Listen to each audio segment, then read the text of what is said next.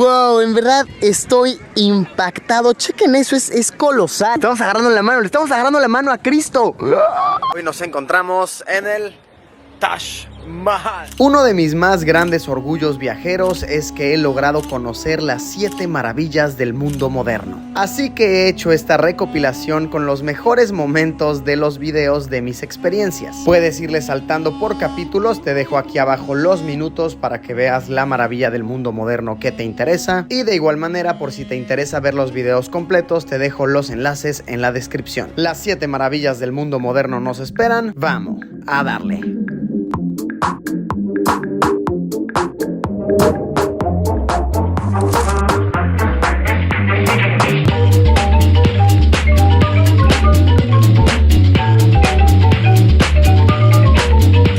Lugar para empezar todo esto que Chichén Itzá. Wow, en verdad estoy impactado. Chequen eso, es colosal. Nunca había venido, no sé por qué, ya me estoy arrepintiendo de no haber venido antes. Está hermoso, está precioso. Aparte me cuentan las personas que me están guiando que tenemos suerte de encontrarlo así, vacío. Al parecer esto es vacío. Dejé la pequeña nueva cámara bebé haciendo un timelapse, porque este es el lugar ideal para hacer timelapse. Tienes pirámides, tienes nubes hermosas, el sol. Fíjense esto, este es el equivalente al estadio Azteca de hoy en día. Algo así como un básquetbol prehispánico, pero lo jugaban con la cadera así, ¡pum! Le pegaban una pelota que creo, no me hagan mucho caso, que la pelota estaba hecha de resina de árbol. O sea, era dura, era pesada y ¡boom! Caderones eran.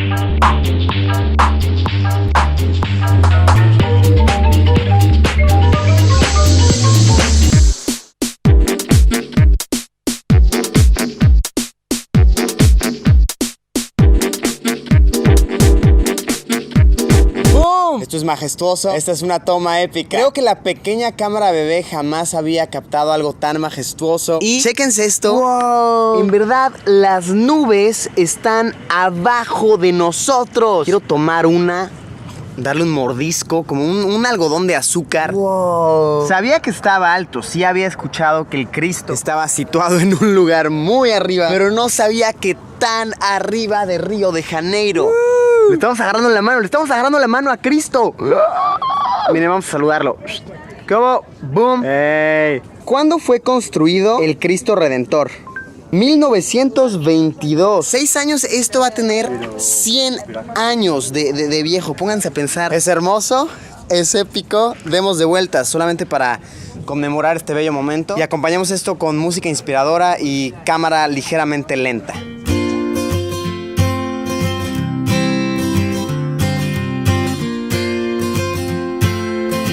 Ok, ya, suficiente del Cristo Redentor. Despídanse, amigos míos. Vamos a lo que sigue.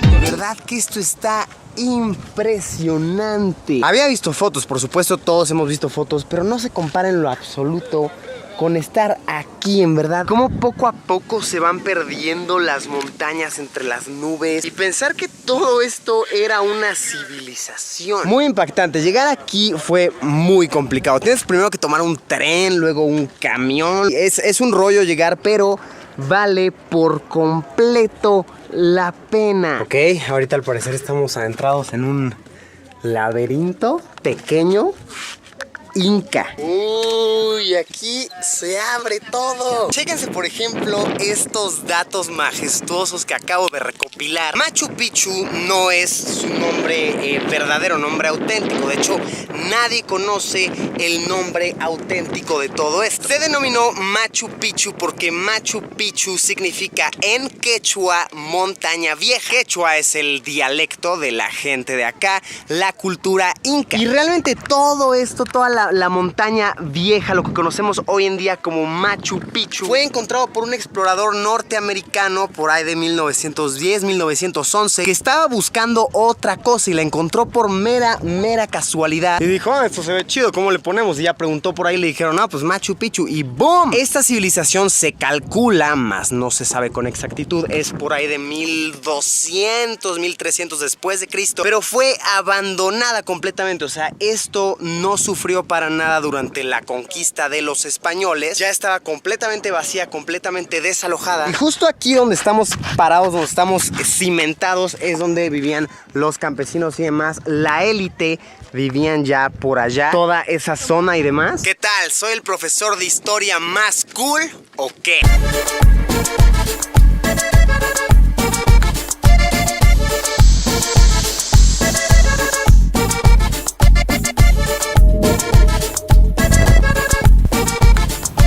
Nos demos cuenta que estamos en una construcción que tiene más de 8000 kilómetros de longitud. Ahora, la muralla china está dividida en zonas. Está la zona de Badaling, que esa es la que está más cerca de Beijing, es la más turística de todas. Por eso mismo es que decidimos evitar esa e irnos a esta, que es la que le sigue. Esta se llama Mutianyu. Esta es considerada bastante turística todavía, hay muchísima gente caminando por doquier, pero ya es un poquito más extrema, si así podemos denominarla. Como que hay caminos mucho más empinados, más peligrosos, entre comillas. Realmente yo no los veo para nada peligrosos. Uy, esta parte de aquí sí está empinadita, Wow, sí que está empinado, Sí, o sea, este tipo de tramos sí dan vértigo.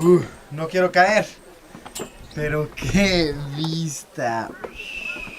Algo que me encanta son estas pequeñas cupulitas, estas torrecitas de vigilancia. Están de verdad increíbles, miren. De aquí puedes ver toda la inmensidad. Como que no puedo evitar imaginarme aquí tal vez a los arqueros, ¿no? A los guardias vigilando. Chum, chum, chum, que no se acercara a nadie.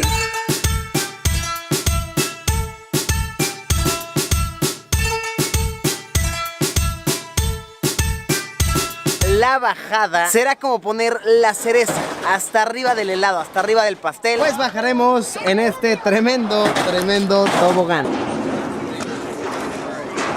Ok, listos amigos. Al parecer esto es muy sencillo. Únicamente aprietas para ir más rápido, jalas para frenar. Wow. Da un poquito de miedo, no me dejarán mentirles. Sí, da cositas. ¡Wow!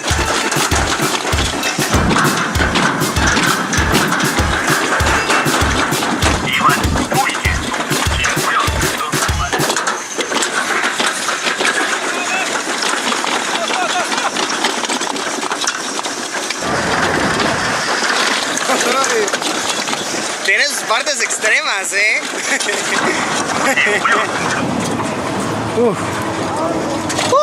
Estuvo bueno, ¿no?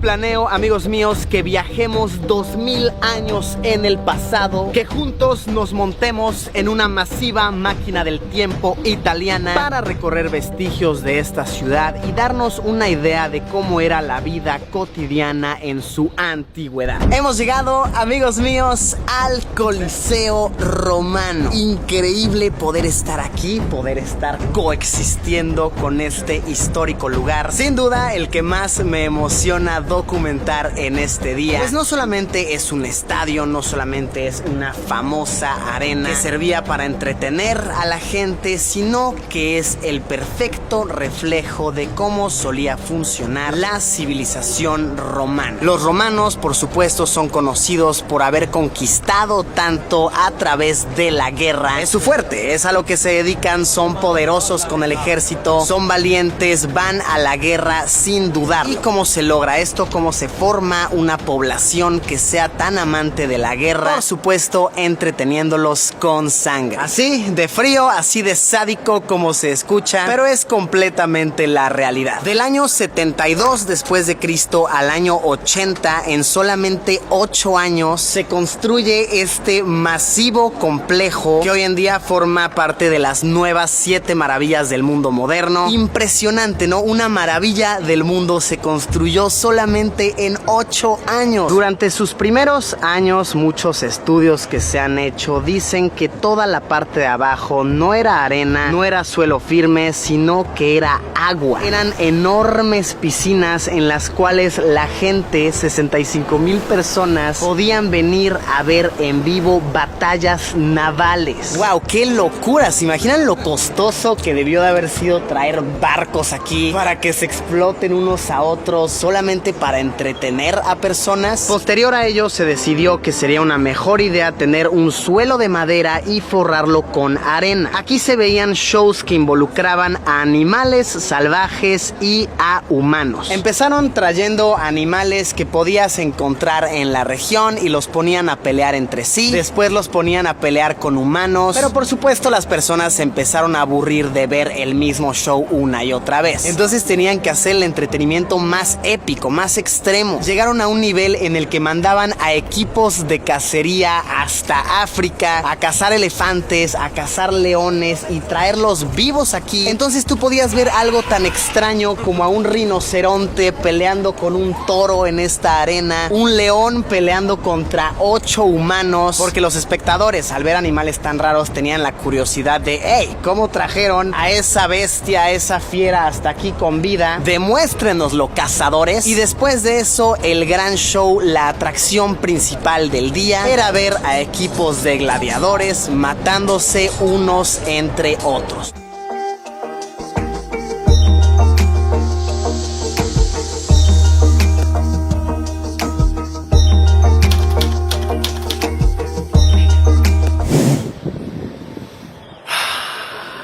Amigos, Sean bienvenidos a una aventura más. hoy nos encontramos en el Taj Mahal. O Taj Mahal. Es la 6ª maravilla del mundo moderno que conozco. Significa que ya nada más nos falta una más y ya tenemos las 7 maravillas del mundo moderno completa. Esto, Taj Mahal, ahorita vamos a hablar más al respecto, pero es una tumba, amigos, ¿ok? Esto es una tumba, no tiene otro propósito más. Hoy en día, por supuesto, es una maravilla del mundo moderno, atrae muchísimo turismo, es la fuente de ingresos más grande para esta ciudad que se llama Agra, en India. Pero es bien impresionante, un tanto perturbador el contraste que existe aquí. De verdad, estamos ante una construcción, Una maravilla del mundo. una maravilla del mundo, que en su tiempo, siglo XVII, para hacerla costó alrededor de 40 millones de rupias. Hoy en día eso se traduce, amigos, a un aproximado de 1.500 millones de dólares. Los detalles que tiene son impresionantes,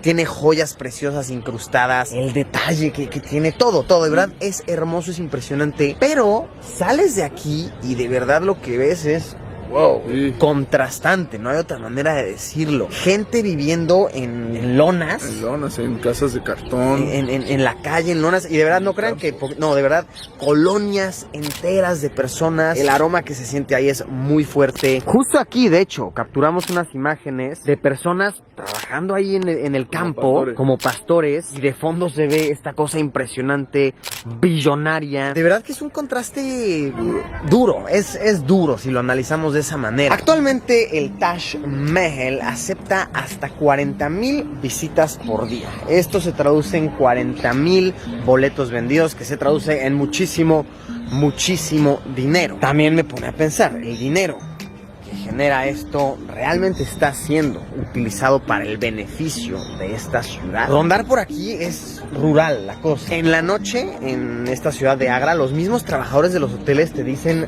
no salgas, o sea, no, de verdad, hermano, no salgas, esta ciudad es muy insegura. Entonces sí, como que yo sí me pongo a pensar así de, bueno, si esto es para el bien del turismo y de la comunidad, ¿por qué no estamos viendo eso reflejado en la ciudad, en el bienestar de la gente y de sus visitantes también? No sé, ¿ustedes qué opinan? Tal vez ya estamos profundizando mucho en esto, pero sí que me ha puesto a pensar. En escasos metros que sales de aquí, te das cuenta de la realidad de las cosas.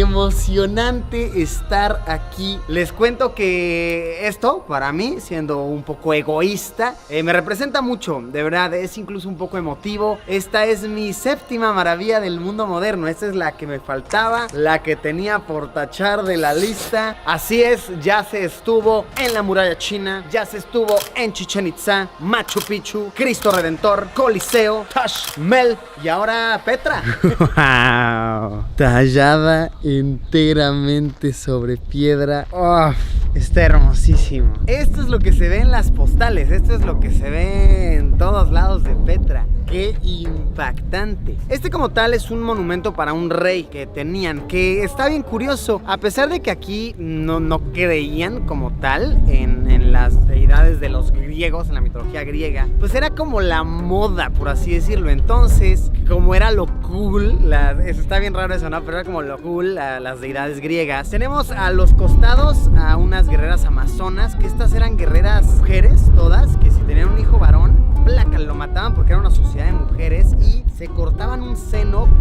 porque ahí apoyaban su arco y podían disparar. De igual manera tenemos ahí dos veces a Nike, que es la diosa de la victoria, y en medio tenemos a Isis, que es la diosa de la vida y de la muerte, como igual máxima deidad. Pero sí, este como tal no es ningún templo ni nada sagrado realmente. Era un homenaje a un rey y pues para que fuera cool, para que estuviera a la moda, le metieron las deidades griegas. ¿Qué tal? Chistoso, ¿no? Y súper impresionante el detalle, las columnas, que las columnas realmente no sostienen nada, son un vil adorno. Les recuerdo que es una montaña, todo tallado sobre una piedra natural. Qué detalle, qué hermosura. Estoy perplejo, estoy impresionado. Todas estas que están a mis espaldas, estas construcciones, eran tumbas que, chequen, estos boros, los nabateos, tenían un sistema, un mecanismo interesante para enterrar cuerpos. Básicamente, si tu alma era limpia, o sea, si habías muerto de manera natural, si no se te conocía nada malo, te enterraban, ok, todo chido, tu alma y tu cuerpo estaban limpios. Pero si, por ejemplo, eras ladrón, si eras un criminal, lo que sea, te dejaban arriba de las tumbas, porque de esta manera, a ver, se intuía que tu alma ya estaba limpia, porque ya los dioses estaban encargando de ella, pero tu cuerpo no. Entonces, como tu cuerpo estaba sucio, te dejaban arriba y de esta manera llegaban las aves y te comían, ñam, ñam, ñam, y pues se encargaban de ellas de purificar tu cuerpo. ¿Qué tal perturbador, no? Y bueno, con este panorama, la verdad, tan bonito, tan emblemático de fondo, les platico un poquito más sobre la historia de este sitio y por qué es que eventualmente, vaya, se desplomó, llegó a su fin. Y es que, bueno, les platicaba hace ratito que ellos generaban gran parte de su ingreso cobrando a los comerciantes, a las grandes flotillas, porque pasaran por aquí, estuvieran seguros. Pues obviamente por su poder los romanos querían ir tras ellos. Siempre era como vamos tras ellos, pero no podían porque por su posición, la verdad es que es una posición muy incómoda para el enemigo. ¿Por dónde va a entrar el enemigo? Por esos pasadizos. Bro, ya te echaron a flechas, no podían contra los nabateos. Entonces eso, aunado a que ellos sabían que eran muy exclusivos, entonces ya estaban muy careros, ya sus precios para pasar por acá eran muy altos, ocasionó que las personas del otro continente eventualmente dijeron, ¿saben qué? No son la única ruta, hay otras maneras de pasar. Idearon nuevas rutas y así es, sacaron a los nabateos, sacaron a Petra del camino, ya no eran indispensables, entonces los comerciantes ya no pasaban por aquí, se quedaron sin comercio, se les acabó su cochinito. Esto ocasionó que, pues bueno, tuvieron que rendirse ante otros reinados, tuvieron que buscar ingreso a otros lados, pero personas aún vivían aquí. Lo que terminó ahora sí con todo fue una inundación. Se ve en toda la ciudad que hay ductos para el agua. Obviamente, ¿cómo es que llega el agua acá? Pues resulta que los nabateos eran tremendos ingenieros y pudieron idear un excelente sistema de agua que permitía que llegara desde las fuentes más cercanas, que no tienen nada de cercanas, hasta acá, y los ayuda que realmente todo este territorio está de bajada. O sea, para llegar aquí toda la caminata es de bajada, entonces cualquier lluvia, cualquier fuentecita de agua, plum, bajaba directamente. Pues resulta que un día tiembla tremendo temblor, se rompen sus ductos que estaban muy bien construidos, se desparrama el agua. Aquí tenía la capacidad de esta ciudad de que recibiera cerca de 40 millones de litros de agua todos los días. Entonces imagínense, se les vinieron millones y millones de litros encima, ¡pum! Se inundó y tuvieron que irse aquí, tuvieron que marcharse. Eventualmente, obviamente, el agua se fue drenando, otras civilizaciones llegaron, grupos de cristianos vivieron aquí, pasaron los años, hasta que sucedió lo que les conté de el explorador suizo que vino aquí a exponerla al mundo entero una vez más.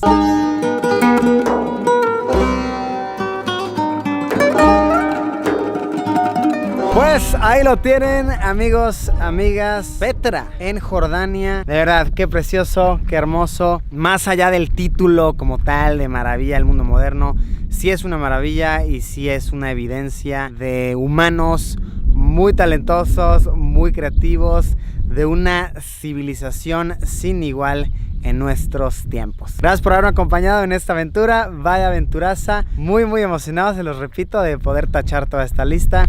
Es lindo, es bello. Espero que les haya gustado, que hayan aprendido algo nuevo. Como siempre, nos vemos en unos días con un video nuevo. Adiós, pimpollo que talla su hogar sobre una montaña de piedra rosada.